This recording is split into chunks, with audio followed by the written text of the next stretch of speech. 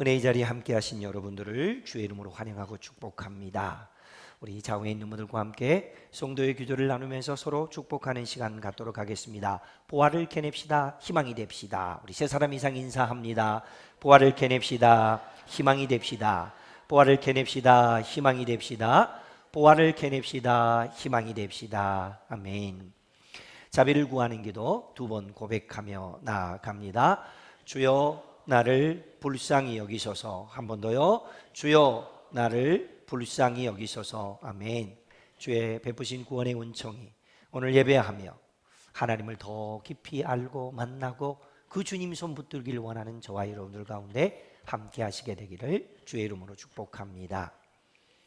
요즘 저희 집 아이들은 한 친구는 수능을 보고 난 다음에 대학 입시에 대한 초조함과 긴장감으로 살고 있고, 둘째 아이는 이제 내일부터 있게 될 학기말 시험을 준비하느라고 아주 바쁘게 지내고 있습니다. 평소에 좀 잘하지. 그런데 아이들이 공부하고 있는 모습을 보니까 내가 중학교 때 고등학교 때 배웠던 여러 가지 것들이 새록새록 생각이 났습니다. 그래서 공부하면서 두 딸아이가 서로 이렇게 문제를 내고 대답하는 모습을 보고 있다가 저도 옆에서 막 대답을 하고 막 그렇게 시간을 보냈습니다. 학교 다닐 때 사회 시간에 배웠던 내용 중에 인류학자들이 사람의 살아온 세대를 연구하면서 특정 시대를 향하여서 호모라고 하는 말을 붙여서 그 뒤에 어떤 명칭들을 붙였던 기억이 있습니다. 여기에서 호모라고 하는 말은 인간 혹은 사람의 그런 뜻을 가지고 있습니다. 같은 말도 인간아 그러면 좀 이상한데 인간 그러니까 좀 낫네요. 그래요. 인간 혹은 사람이라고 하는 뜻을 가지고 있는데, 그래서 호모 엘렉투스 이렇게 말하면은 그동안에는 네 발로 원숭이처럼 지내던 존재가 직립보행을 하기 시작했다.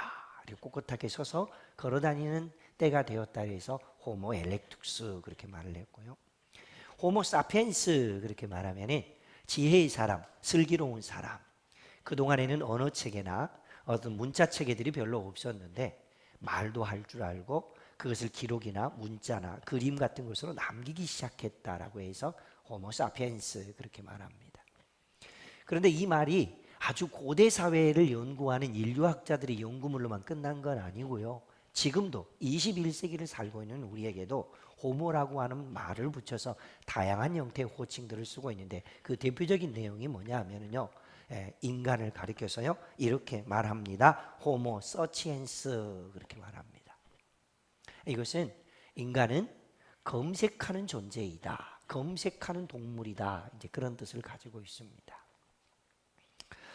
우리가 이제 인터넷 안에는 정말로 많은 정보들이 들어있다라는 것을 다 알고 있습니다. 그런데 그 정보를 찾아내기 위해서는요, 어떤 검색어를 선택하느냐에 따라서 전혀 다른 결과물이 나오게 됩니다. 여러분, 꽃에 대한 것을 검색하려고 하면은요, 꽃 이렇게 쳐야지 거기다 음식하고 치면은요, 맛집들만 쭉 나옵니다. 그러니까 어떤 검색어를 선택하고 내가 그 찾고자 하는 정보에 대해서 어떤 연관 검색어를 선택하느냐에 따라서 전혀 다른 정보를 얻게 된다는 얘기가 되겠죠. 그래서 인터넷을 잘 활용한다는 얘기는 소프트웨어나 하드웨어를 잘 아는 것도 중요하겠지만 그 안에 담겨 있는 검색을 해서 정보를 캐내는 것이 필요합니다. 그래서 이 연관 검색어를 좋은 것으로 선택해야 한다고 하는 차원에서 그래서 키워드라고 하는 말이 필요합니다. 그래서 열쇠가 되는 말, 열쇠가 되는 단어라고 하는 뜻이죠. 안 맞은 열쇠를 갖고 아무리 돌려도 안 열리는 것처럼 내가 얻고자 하는 연관 검색어를 무엇으로 선택하느냐에 따라서 좋은 정보를 얻기도 하고 좋은 정보를 얻지 못하게 하기도 합니다. 그런데 이것이 정보를 찾는 데만 필요한 것이 아니라요, 우리가 살아가는 데 있어서 꼭 필요한 신앙생활에도 어떤 연관 검색어를 가지고 접근을 하느냐에 따라서 전혀 다른 결과물이 나오기도 합니다. 그래서 신앙생활을 할 때에 적절한 키워드를 선정하는 일은 굉장히 중요한데요. 그것을 위해서 필요한 것이 신앙의 본질과 연관성이 있는 키워드를 찾아내야 됩니다. 아파. 그러면 어떤 검색어를 찾아야 될까요? 회복이나 치유라고 하는 검색어를 갖고 접근을 해야 됩니다. 그렇겠죠? 그래야만 치유하시는 하나님, 회복을 주시는 하나님을 만날 수 있습니다. 뭔가 요즘 지쳐있고 힘들어. 그러면은 그것을 딛고 일어서기 위해서는요, 능력이라고 하는 단어나 힘이라고 하는 단어를 쳐야 신앙인의 삶 속에서 하나님이 능력이 되시고 하나님이 힘이 되신다라고 하는 그 정보를 얻어낼 수 있습니다. 그러니까 어떤 검색어를 가지고 접근하느냐에 따라서 인생은 전혀 달라집니다. 연관 검색어로서 우리가 신앙의 본질을 유지해 가는 데서 도움이 되어지는 키워드를 찾으면 굉장히 유익하게 됩니다. 그렇죠? 요즘 내가 너무 지쳐 있어. 나 힘들어. 그런데 나에게 어떻게 하면 힘이 될까 하고 친구를 찾았는데 오랫동안 알고 있는 친구 중에서 방을 좋아하는 친구를 찾았습니다. 무슨 방? PC방, 비디오방, 소주방 이런 방을 좋아하는 친구를 찾으면은요, 그 인생은 힘들어집니다. 그런데 내게 힘이 되는 친구를 찾는다고 생각하다 누구를 찾을까 하고 생각했더니 믿음의 사람 하고 쳤더니 조영주 집사님처럼 김혜연이라고 하는 사람을 만나게 된다는 얘기예요. 이래서 어떤 검색어를 가지고 인생을 접근하느냐에 따라서 인생은 아주 잘못된 길을 가기도 하고 정말 유익한 모습으로 살기도 합니다. 어떤 사람이 하나님을 좀 더 깊이 알고 싶어서, 하나님의 사랑을 더 깊이 경험하고 싶어서 연관 검색어를 찾다가 갑자기 보혜사라고 쳤습니다. 그랬더니 수많은 정보들 중에서 갑자기 나는 보혜사다라고 하는 검색어를 만났습니다. 그럼 어디로 가게 됩니까? 신천지를 가게 되는 겁니다. 그래서 하나님 아버지, 하나님이 어머니 같은 분이면 좋겠다라고 해서 하나님 어머니라고 쳤더니 하나님의 교회를 찾게 됩니다. 어디로 가게 됩니까? 이단에 빠지게 되는 거예요. 어떤 키워드를 가지고 정보를 접근하느냐에 따라서 인생은 전혀 다른 길이 될 수밖에 없습니다.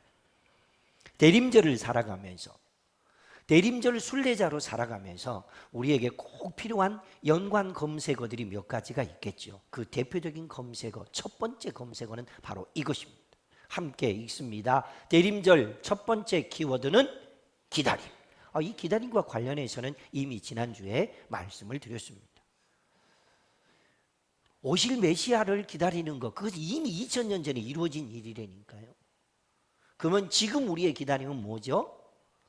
우리 주님께서 오셔서 이루시려고 하는 약속이 아직 성취되어지지 않고 남아있다고 하는 사실입니다. 그래서 9절 말씀에 이렇게 기록되어 있습니다. 하나님 말씀을 함께 있습니다. 주의 약속은 어떤 이들이 더디다고 생각하는 것 같이 더딘 것이 아니라, 그렇습니다. 더디다고 생각하니까 언젠가 되겠지 뭐 하고 손 놓고 사는 것이 아니라 더딜지라도 반드시 이 약속은 이루어진다라고 하는 소망을 품고 살아가는 것, 이걸 보고 기다림, 그렇게 말합니다. 그렇습니다. 하나님께서 우리에게 약속하신 일들은 성취되어진 여러 약속들도 있지만은 언젠가 이루어 주시겠다라고 하면서 아직 남아있는 약속이 더 많이 있습니다. 그래서 성도는 그 약속이 이루어지기를 기다려야 된다라고 하는 말씀을 지난주에 누차 말씀을 드렸습니다. 그러므로 기다림이 대림절을 살아가는 성도의 영성이다라고 하는 말씀을 드렸습니다. 두 번째 키워드는 이것입니다. 함께 읽습니다. 대림절 두 번째 키워드는 바라봄. 뭘 바라보느냐, 이거는 굉장히 중요합니다. 시력도요, 저는 죄송하지만 안경을 벗으면은 요 맨 앞줄에 앉아 계시는 최상우 장로님 그 이상부터는 잘 안 보입니다. 그냥 사람이 앉아 있지 누군지 모릅니다.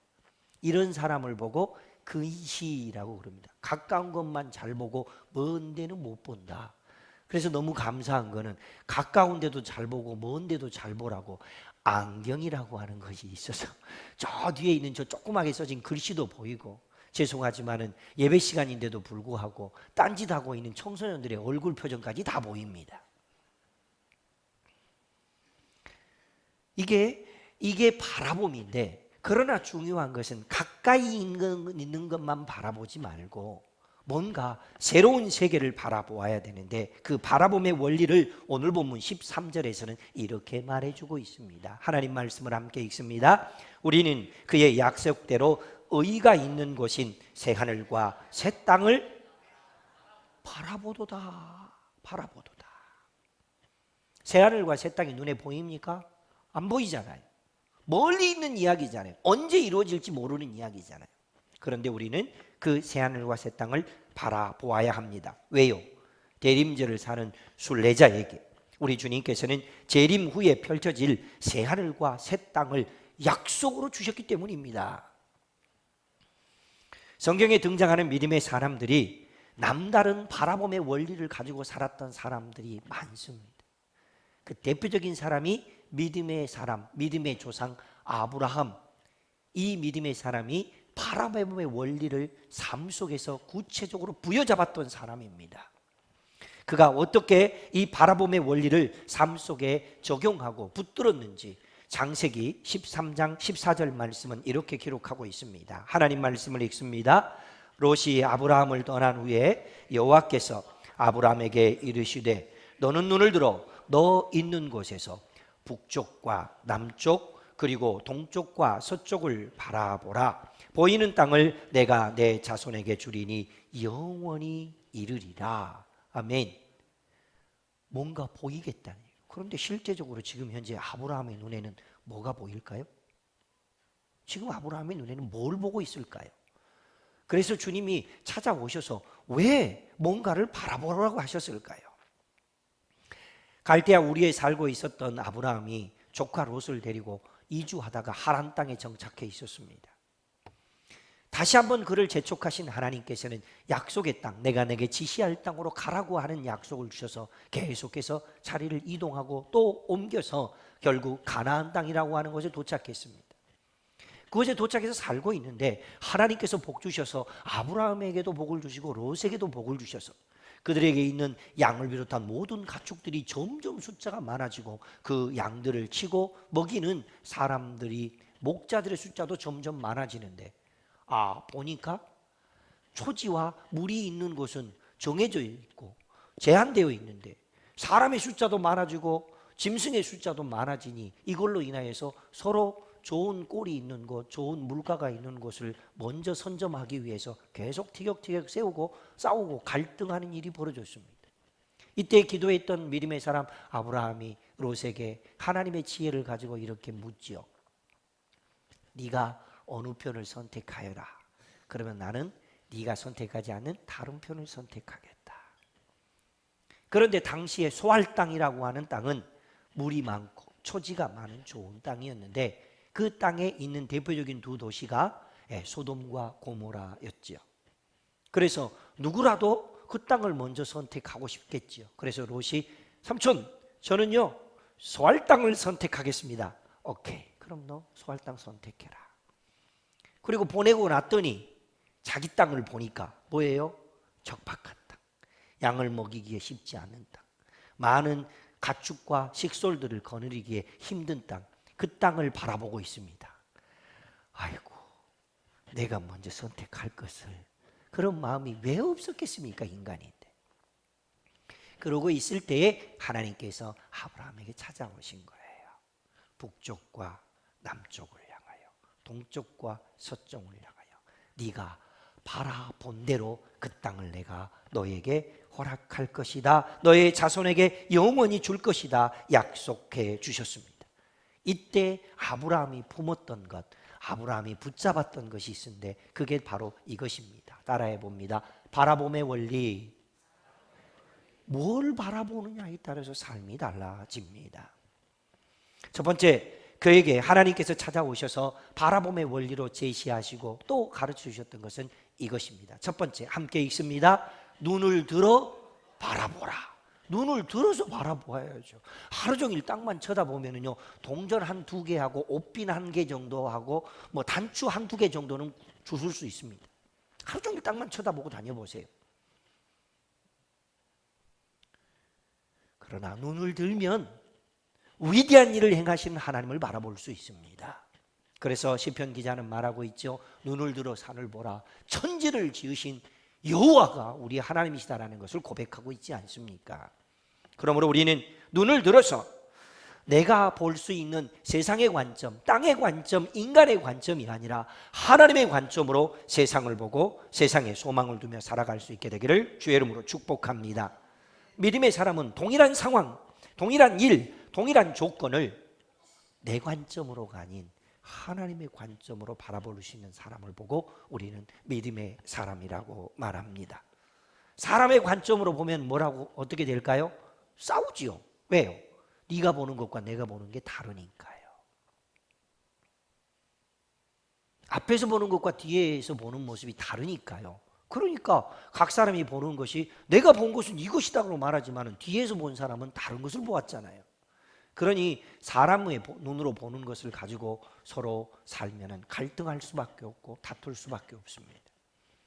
그러므로 믿음의 사람들은 하나님의 시각, 하나님의 관점을 잊지 말아야 되고 세상적인 시각이나 인간적인 관점에서 오염된 것들에 대해서 마음을 두지 않고 살아야 합니다. 그래서 우리는 주님이 말씀하신 것처럼 눈을 들어 바라보라.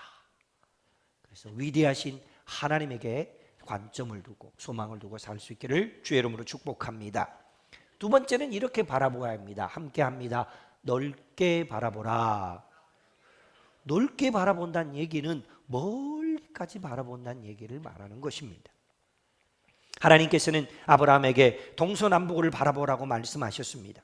눈앞에 있는 것, 적박한 땅, 어떻게 저 양을 먹이고 어떻게 저 많은 목자들을 거느릴까, 그것 바라보지 말고 그 정도만 바라보는 근시안으로 살지 말고 더 멀리 바라보고 더 넓게 바라보라고 말씀해 주고 계십니다. 그렇습니다.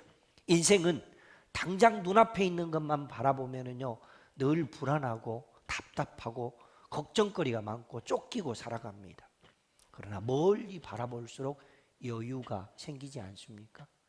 중학교 때 도덕 시간에 배웠던 거 있지요. 산 위에 올라가서 세상을 바라보면 뭐가 생긴다고요? 호연지기가 생긴다고 배웠잖아요. 마차산 한 번도 안 올라가 봤죠? 올라가 보세요. 소유산 한 번도 안 올라가 보시죠? 올라가 보세요. 제가 산 올라가자고 그러면 어떤 분은 이렇게 말하더죠. 내려올 산은 뭐라고 저렇게 힘들어서 가는지 모르겠다. 가보세요. 그러면 동두천 시내를 볼 뿐만 아니라 와, 하나님이 이렇게 넓은 세계를 지으셨고 이곳 속에 하나님의 통치가 임하시는구나 하는 그 놀라운 손길을 보게 될 뿐만 아니라 고대의 선인들이 말했던 것처럼 그래, 내가 너무 좁게 살았구나, 내가 너무 근시안적으로 살았구나, 호연지기, 그래, 저 멋진 세계를 향하여 달려가 보리라 라고 하는 꿈을 갖게 됩니다. 그렇게 살았던 대표적인 사람 중에 한 사람, 윌리엄 캐리라고 하는 사람이 있습니다. 이 사람은 본래 구두 수선공이었습니다. 구두 수선공이 바라보고 있거나 꿈을 꾼다면 어떤 꿈을 꿀까요? 아, 오늘은 손님 5손님 받았는데 내일은 7손님 받고 모레는 10손님 받았으면 좋겠다. 이게 어쩌면 구두 수선공이 가지고 있는 꿈 아닐까요? 그렇게 살았던 초라한 인생과 초라한 꿈을 꾸면서 그러다가 언젠가는 언젠가는 내게 기회가 주어진다면 이 조금 부수를 벗어나서 이제는 구두방 하나를 가질 수 있는 그런 사람이 되었으면 좋겠다. 그게 어쩌면 소년의 꿈이었겠죠. 그랬던 그에게 누군가가 찾아와서 예수님을 전했고 그가 예수님을 영접했습니다. 그러고 난 다음에 그의 인생이 달라지기 시작했습니다. 당시에 세계 지도를 구하는 것은 정말 어려웠습니다. 세계 지도를 하나를 탁 구해놓고 난 다음에 예수님을 영접하고 난 다음에 주님이 주신 3가지 목표를 정해놓고 그것을 그곳에다 써놓았습니다. 첫 번째 이렇게 썼습니다. 함께 읽습니다. 시작. Great Vision 그렇게 써놨습니다. 두 번째 이렇게 썼습니다. 시작. Great play. 나는 큰 기도를 할 것이다. 세 번째, 그는 이렇게 써놨습니다. 큰 기대를 하자. Great expect. 여러분, 우리 교회에서 어린 시절에 아동기, 청소년기, 청년기를 보내다가 어느 날 갑자기 아이들이 안 보입니다. 알고 봤더니 서울이나 다른 어디로 대학을 가기 위해서 갔다는 둥, 또는 대학을 갔다가 직장생활 하다가 더 멋진 인생을 꿈꾸기 위해서 다른 도시로 갔다는 둥. 아이고, 우리는 키우기만 하고 애들이 다 떠나버리네. 이거는 근시안적인 생각입니다. 그러나 우리는 그 아이들이 나라를 품고 세계와 열방을 품고 살아갈 수 있는 믿음의 사람들이 될 수 있도록 그들이 소시적의 소명을 만나고 꿈을 간직할 수 있도록 도와주는 일을 해야 하는 거 아닙니까? 그래서 이 믿음의 사람 윌리엄 캐리는 구두방을 하고 있다 예수님을 만나고 난 다음에 이 세 가지 목표를 정해놓고 이 세 가지 표를 적고 난 다음에 이 세 가지를 하나님이 주신 약속으로 붙들고 살다가 어느 순간 하나님의 부름을 받았습니다. 여러분, 멀리 인도 땅까지 선교사로 간다는 것이 당시 세계관 속에서는 그렇게 쉽지 않은 일이었습니다. 그래서 인도에 선교사로 보냄을 받아서 하나님이 기뻐하는 귀한 일을 이루어냈기에 지금도 영국인들은 우리나라의 선교의 아버지 그러면은 윌리엄 캐리, 구두방 소년 그렇게 알고 있다고 합니다. 모쪼록 바라봄의 원리를 기억하시면서 우리가 무엇을 바라보아야 될 것인가? 눈을 들어 바라보고 멀리 길게 바라볼 수 있는 하나님의 사람들로 살 수 있게 되기를 주의 이름으로 축복합니다. 오늘 제가 여러분들에게 당부하고 싶은 또 한 가지 키워드가 숨겨 있고 남아 있습니다. 그 세 번째 키워드는 바로 시간과 관련된 키워드입니다. 2023년 대림절을 보내면서 기다림 그리고 바라봄이라고 하는 이 키워드를 붙들었다면 이제 우리에게 필요한 것은 시간과 관련된 키워드입니다. 따라해 봅니다. 제3의 시간. 이 제3의 시간이라는 게 도대체 뭘까요? 먼저 시간을 알려주고 있는 제1과 제2의 시간을 먼저 소개해 드리겠습니다. 사도행전 1장 7절 말씀, 하나님 말씀을 함께 읽습니다. 때와 시기는 아버지께서 자기의 권한에 두셨으니 너희가 알 바 아니요. 여기서 시간을 나타내는 두 개의 단어인 때 그리고 시기라고 하는 말이 등장합니다. 여기서 말하는 첫 번째 때라고 하는 것은 자연적인 시간입니다. 가을이 지났으니 겨울이 왔네. 달력을 새로 선물로 받았으니 새해가 되었네. 별로 안 먹고 싶은 것 중에 하나 나이를 또 먹었네. 이런 것은 다 크로노스입니다. 크로노스. 누구에게나 공평하게 주어진 24시간의 시간, 1년의 시간, 이것이 크로노스입니다. 근데 또 다른 시간이 있습니다. 다름 아닌 카이로스라고 하는 시간입니다. 하나님께서 어느 날 찾아오셔서 내가 너를 사랑한다. 내가 너와 함께 할게. 너는 내 것이다. 내가 너를 나의 자녀로 삼았다라고 하는 이 하나님의 놀라운 사랑을 경험하고 만나는 시간, 이걸 보고 카이로스라고 합니다. 이 카이로스를 경험했던 대표적인 사람이 바로 모세입니다. 호렙산 떨기나무 밑에 있었던 그에게 주님이 찾아와서 야 모세, 그동안에 넌 양을 치는 목자였잖아. 예, 맞지요. 그런데 이제부터는 양을 치는 목자로 살지 말고 네 백성 히브리 민족을 구원할 영혼의 목자로 살아야 된다. 그렇게 말씀해 주실 때 그 카이로스의 시기를 주님 앞에서 붙들었던 사람이 바로 모세 아닙니까?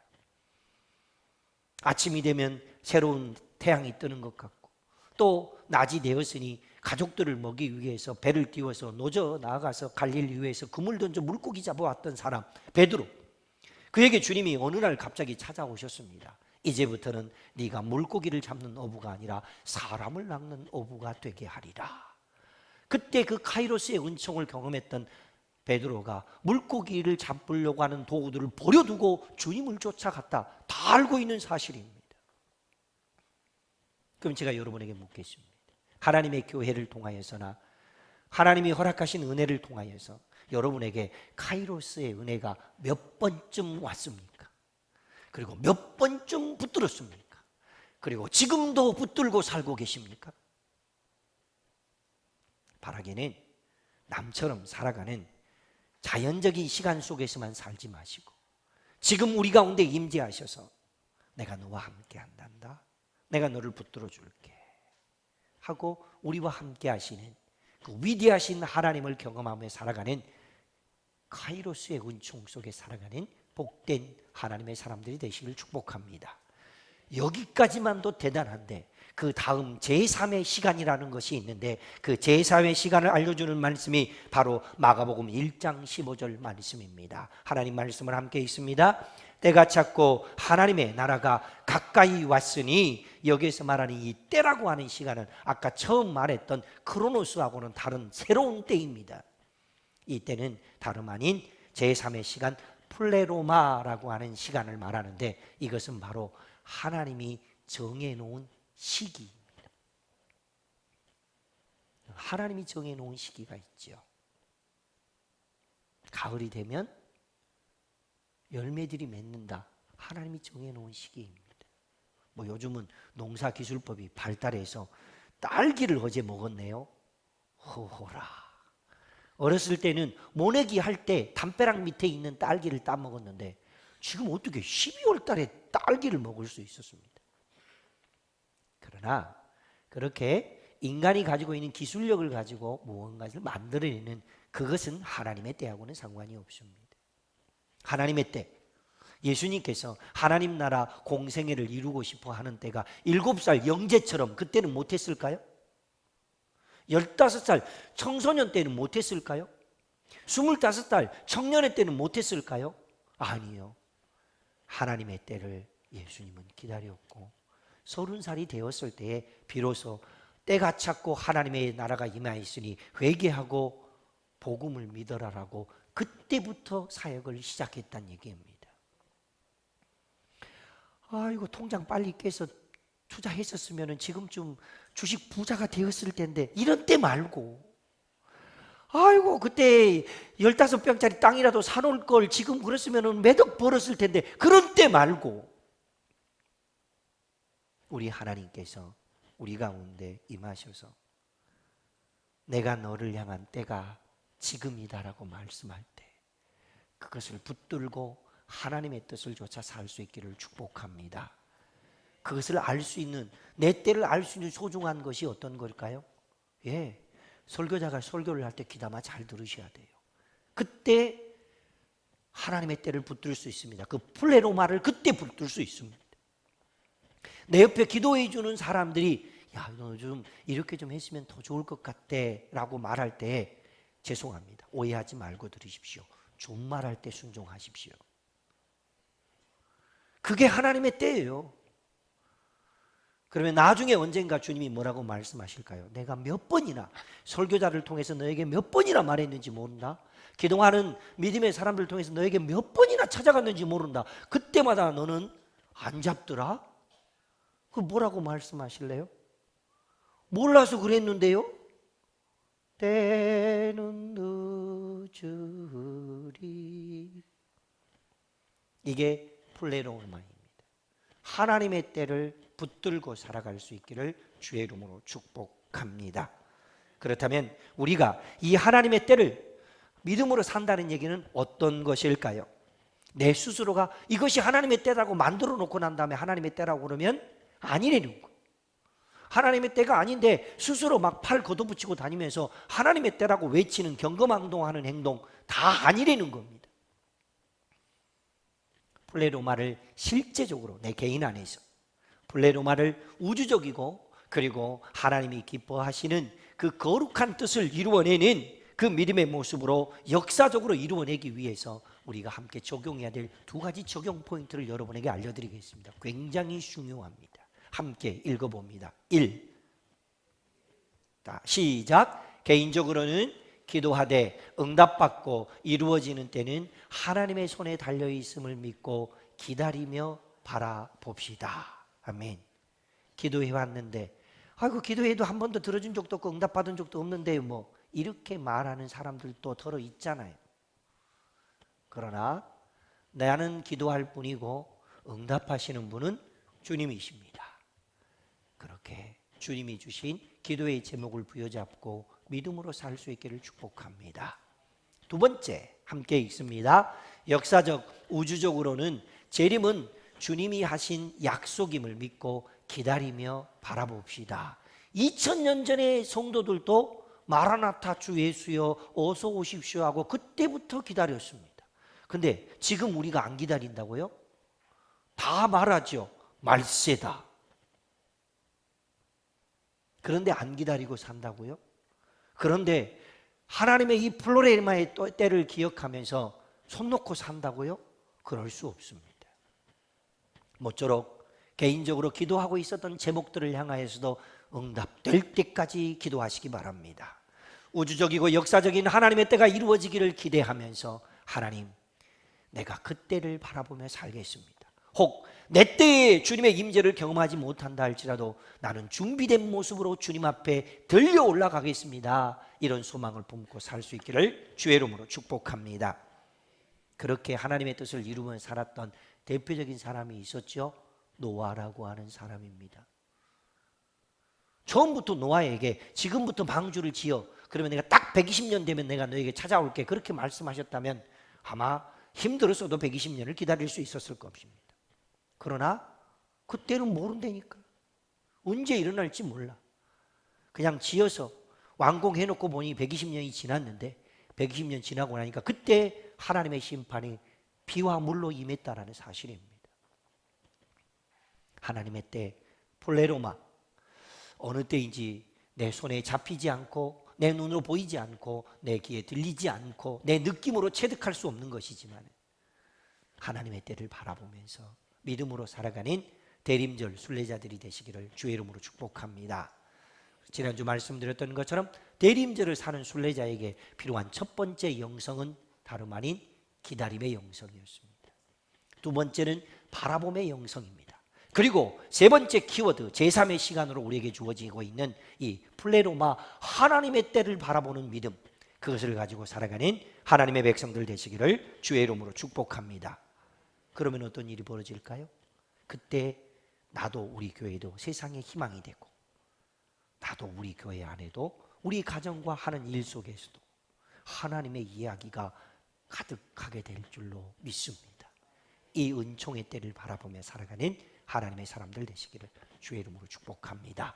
약속의 말씀을 붙들고 잠시 하나님 앞에 기도하겠습니다. 주님, 조급하지 않게 하시고 경고망동하지 않게 하시고 기다림의 영성, 바라봄의 영성, 하나님의 때를 부여잡을 수 있는 플로레마의 영성을 가지고 살아갈 수 있게 도와주십시오. 내 안에 하나님의 이야기가 가득 차게 해주십시오. 주님 앞에 간절히 기도하며 나아갑니다. 하나님, 믿음의 마음을 갖게 하여 주시니 감사합니다.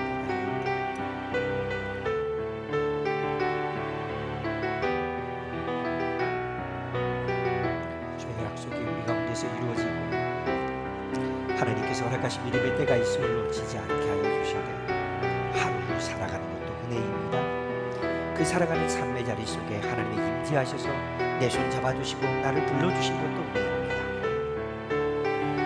그렇게 살아가면서 하나님의 때가 어느 때 어떻게 임할지 모르기 때문에